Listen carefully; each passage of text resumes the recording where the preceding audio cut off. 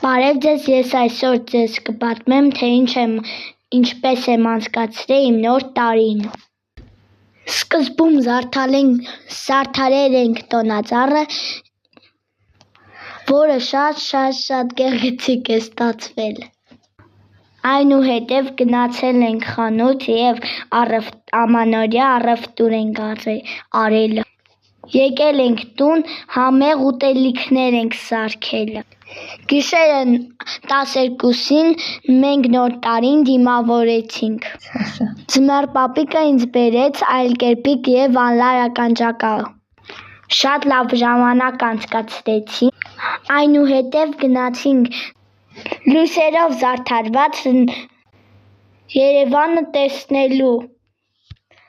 Ամեն ինչ շատ գեղեցիկ է և տոնական տրամադրություն էր։ Հունվարի 6-ին մենք դիմավորեցինք Սուրբ Ծնունդը։